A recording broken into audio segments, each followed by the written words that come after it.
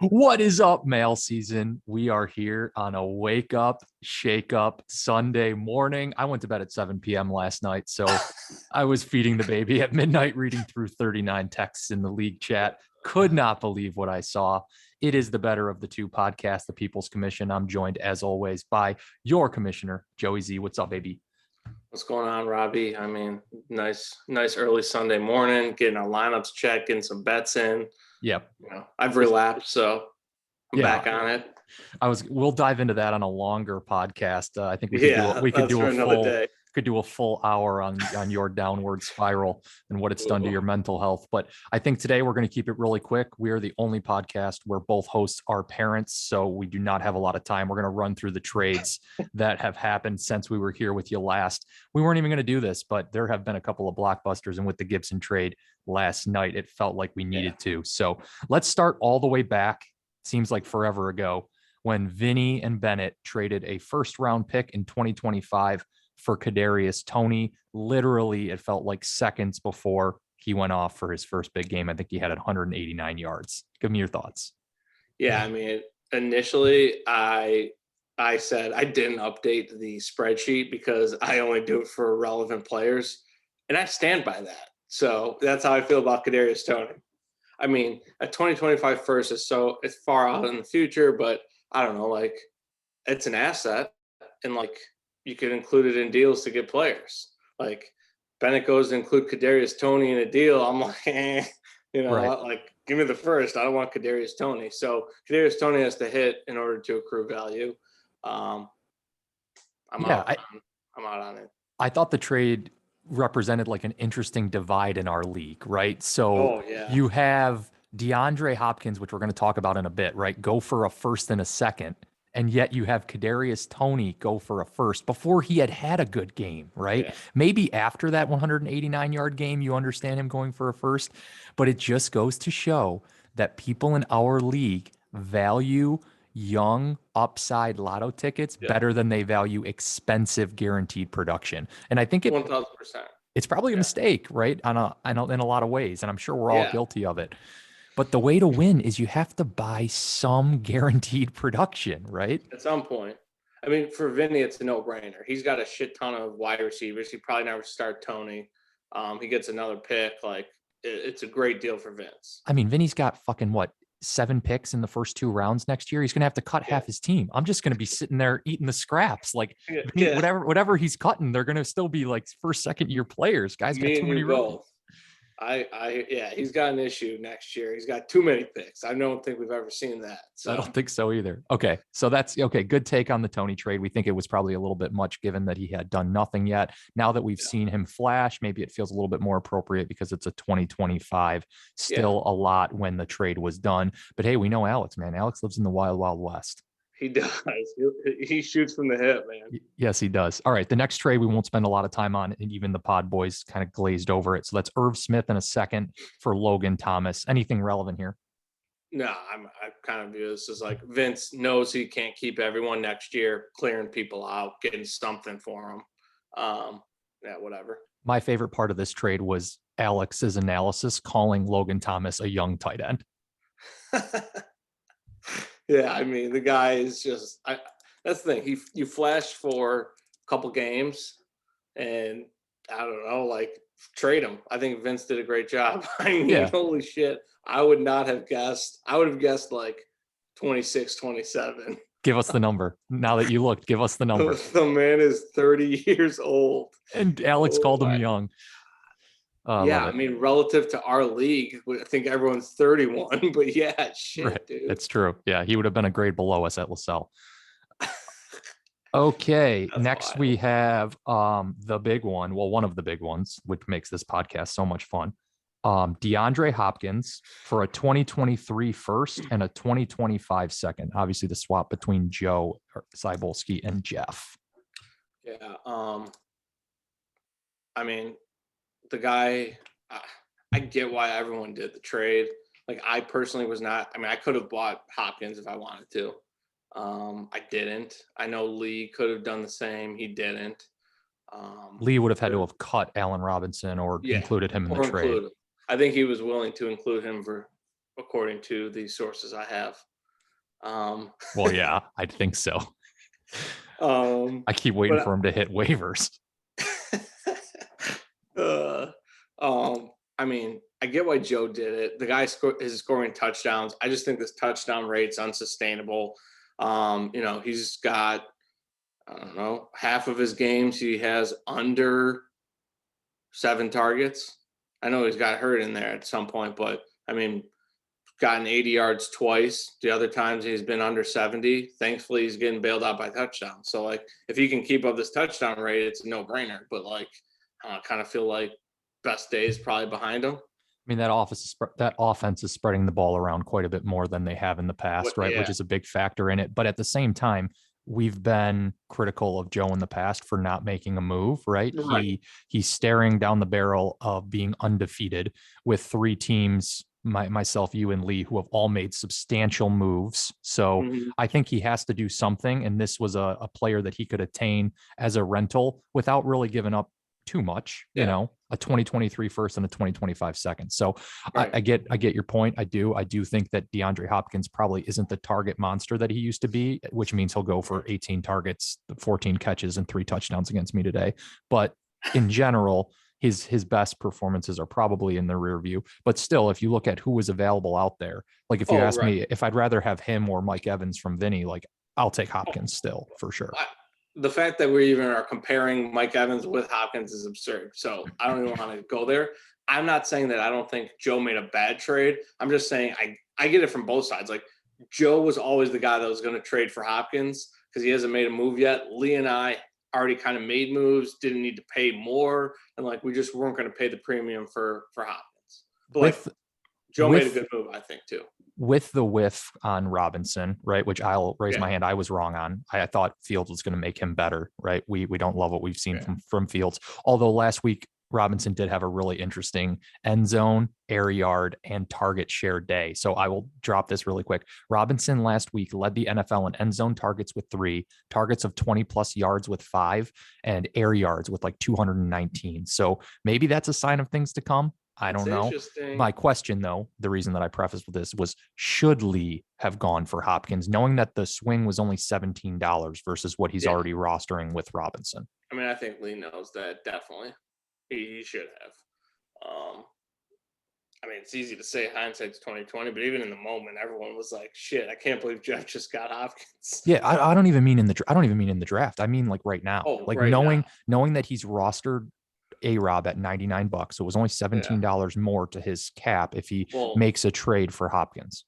Yeah, I mean, Mike Williams has bailed him out, but I mean, honestly, Lamb and both Lamb and Allen Robinson have kind of busted.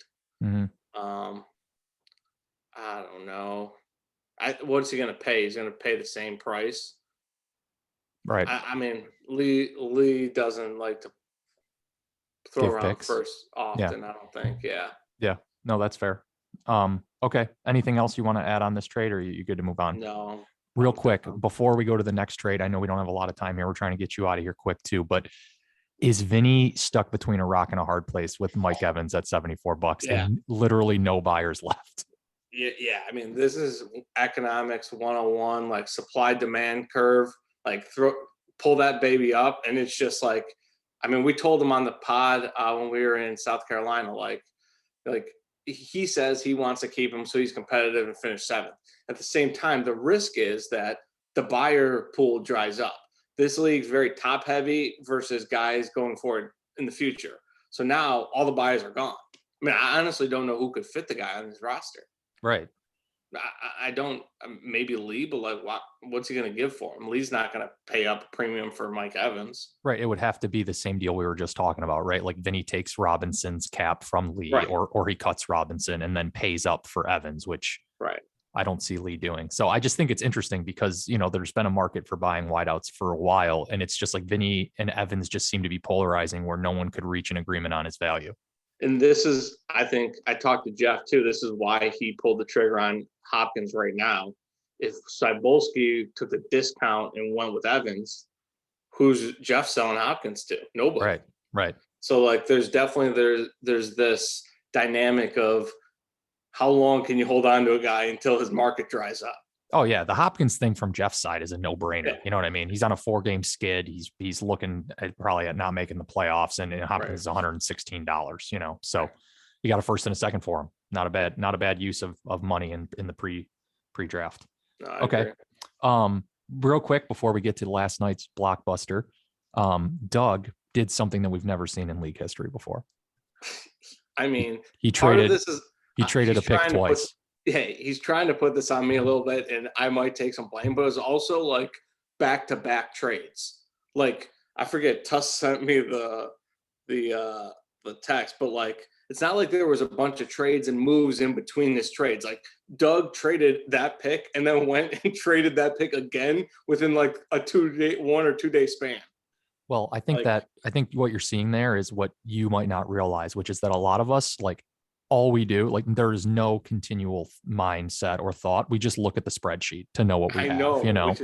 Like, if I logged into the spreadsheet today and I had 4 picks in 2022, I'd trade them all. Like, I wouldn't even question it. I would just trade them. I don't have time on this. This test doesn't have time on it, but yeah, they were the back-to-back trades. Doug has been this guy though. Like, he's dropped multiple players when he doesn't mean to. Yeah. Like, I know going into the season, like, at some point I'm going to have to make a correction on Doug's team. It just is what it is. Thank God he had another second. What would we have done if he didn't? That would have been interesting. Oh, I don't know. Future second had to be taken. I don't know. Yeah, we pull a 2026 from the rafters. Okay. Thanking God. Interesting. Yeah. All right. All of this leads us up to last night's fireworks, right? So Antonio Gibson, 3B contract, obviously, for Leonard Fournette, who I believe is an A contract and cheap. I want to say maybe 5 or something. Yeah. For a 2024 first and a 2025 first, both of Doug's. Yeah. So, I mean, I've been high on Fournette. I've been trying to trade for him kind of before when Ronald Jones was still in the mix, just because I thought Ronald Jones was a piece of shit. Doug held firm. So I actually like this a lot for Lee. I mean, I think it's a no-brainer smash for Lee. What's interesting is I was actually with Lee when this trade went down and got to see the mechanics work in his brain. And let me tell you, it was hard to watch. I told you this. Yeah, tell me. I'm interested. I was just silent because I didn't want to influence him one way or the other. Like, okay, let's get a little bit. Are we at a bar? Like, where is there? No. Okay. So they brought the kids over to play with Leah. All right. And he was just like, I don't know. He was very serious just on his phone, and he said the deal, and he's very like stoic. This is how he introduces us. I got an offer that I know I have to accept. But he's like, he was in pain trying to accept it. Like, it was physical pain. Yeah. Fun to watch, also hard to watch. Because in my opinion, if Doug offered me this, I'm smashing the accept. I might even slow play because I don't want him to think I just like destroy it, you know? Yeah, I'd be like, oh, could you throw in a second too? Yeah, I'd be like, okay, I'll do the original deal. It's yeah. You know? So yeah, Lee loves his guys. You know, like Bennett, how he falls in love and it just distorts him. Mm-hmm. Lee's got that going on with Gibson. Well, not anymore, but Taylor and right. Well, listen, there's no sexier love story in our league than landing a second round running back that ends up being relevant, right? And that's what happened last year. Gibson obviously took off. He ended up being very, very relevant. It's hard to part with that, but you've kind of given how you feel. So, and before I share mine, like, why do you feel that it was a smash deal for Lee? I mean, I think Fournette outscores Gibson this year. I mean, look, I'm not even gonna. Doug doesn't even know that Gibson's hurt. There's no way. I would bet a lot of money that Doug has no idea. And then, so let's say Fournette gets hurt, whatever, isn't relevant beyond this year. He just traded Gibson for 2 firsts, which I don't think is a bad fallback. Sure.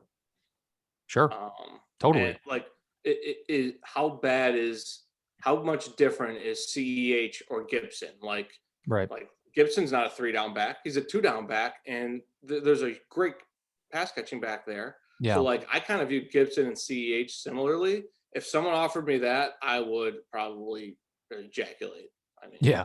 I mean, the value of Antonio Gibson is really difficult because he flashed last year. But if you look even at his game log last year, he played 14 games, right? So he had even injury concerns last year. He had really big games and then he had quiet games, you know. Now we have the injury that you referenced, which for those of you who haven't been following is a stress fracture in his shin that he's attempting to play through. These are the kind of injuries that not only will ruin his season because it's not going to get better unless he absolutely sits out completely, but they tend to have the potential to linger throughout careers too, especially stress fractures below the waist with running backs. So what Doug said last night, I now have 3 top 20 dynasty running backs. I think if he's valuing Gibson as a top 20 running back, that's fine, you know, but he didn't pay the price for a top 20 running back, right? He paid the price for a top, well, yeah, arguably, I would say top 7, top 8, right? Any higher than that, I mean, how much more could you really ask for? You know, Fournette's worth at least a first. I mean, a bunch of people would have given Doug a first, and he gave 2 additional firsts. So the price is 3+ firsts for Gibson, right? And you're buying him because, you know, from Doug's perspective, he's young, he's cheap. If he comes back next year and is completely fine, then you've acquired potentially a back you can rely on for years. But the price was so steep, and Fournette's only 26. You know, that's the crazy part. I've made offers for Fournette too. We all know I don't have a lot of value to give, especially without touching my starting lineup. So it's no shock that mine weren't accepted. But I think Fournette, now being the workhorse in Tampa at only 26 years old, which people like to forget, he's a really compelling fantasy player right now, and potentially for a couple more years, you know? I agree 100%. I mean, even if Gibson hits, McKissick has to go somewhere else. I mean, he's got to get re-signed somewhere else. Like I just don't see the upside. Like, if you're going to pay top 10 price for Gibson, he has to smash, and he's got to be the 3-down back. The path to that involves injury or like he's just not on a good team. He can't sustain himself like without the volume, you know? Right. And in 2 years, he's shown that he can't stay completely healthy both years. Right.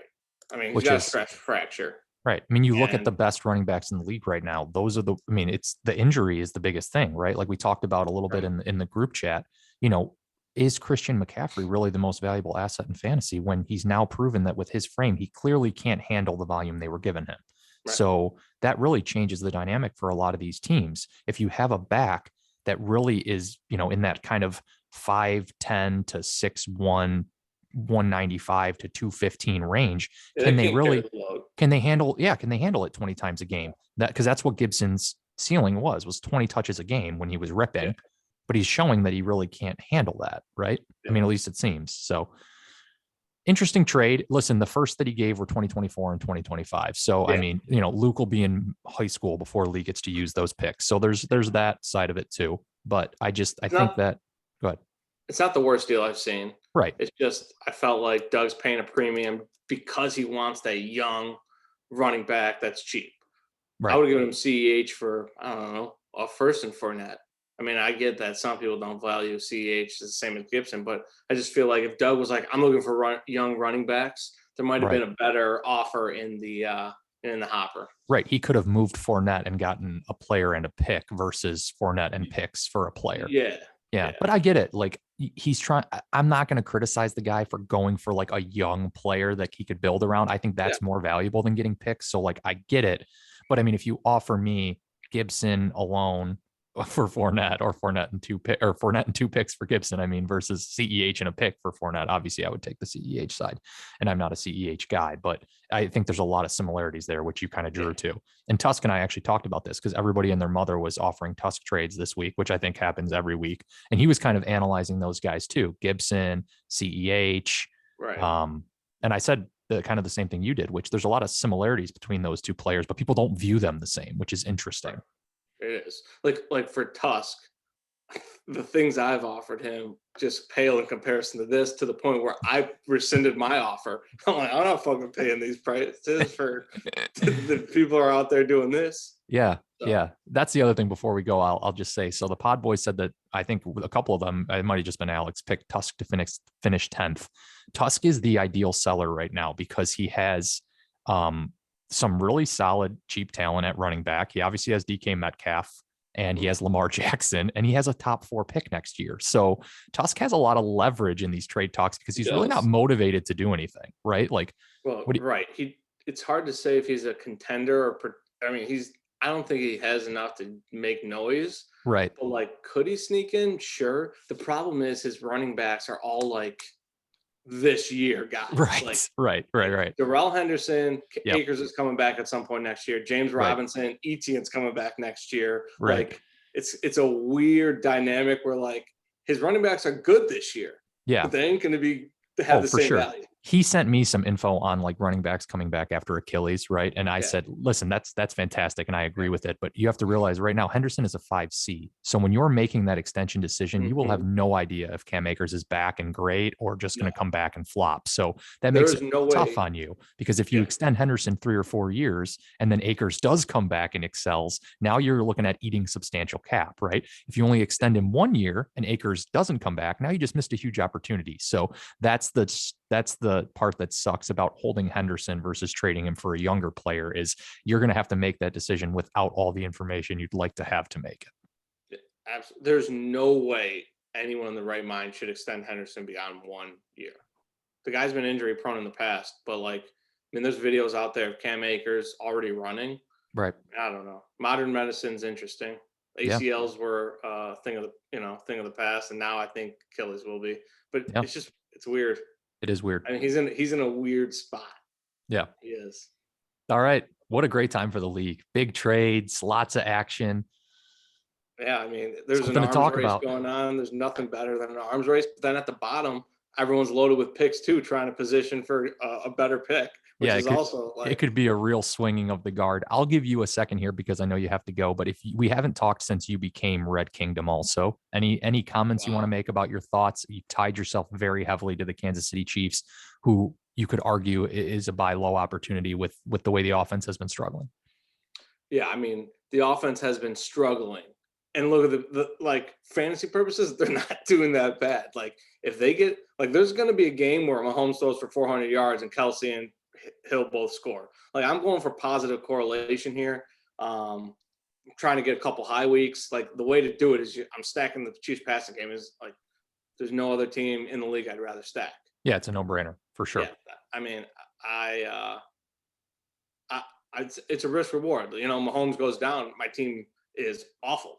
I mean, so I'm trying to go for it, trying to put up when you're putting up 130 points a week, like I need a path to that. It's unreal. Now I got to play the undefeated kid while I have none of my fucking players, you know, everybody's on a bye, but what are you going to do? That's bye week. This bye week is fucking crazy. They're saying it's the worst ever in fantasy. Yeah, all the experts are like, we've never had this many good fantasy players out, and Joe's bit by it too. I got to give credit where credit, Zeke's not playing either. And so, I mean, it is what it is. If you told me I was starting Dearness Johnson and Devonta Freeman in my lineup on week 1, I'd be like, holy fuck, what happened? Like, right. Did COVID kill half the league? Like, right. Yeah, you had like 7 startable running backs on your roster, and you're starting Dearness Johnson and Devonta Freeman. Oh, it's going to be a Tyson Williams week 2 back on my bench. Oh, absolutely. I mean, the matchups this week are disgusting because of buys. It's funny. I know, it is funny. I'm nervous as fuck to have to play Cybulski. Like, that guy just won't lose. He won't lose. I know. I let him off the hook. Started a backup tight end, and the starter scored. I mean, I deserved it. Like you said, you're chasing touchdowns. Yeah, I deserved it. Joe should have won. So, all right. This was fun. See you, boys. Enjoy Sunday. You too. Good luck. Good luck, out, boys.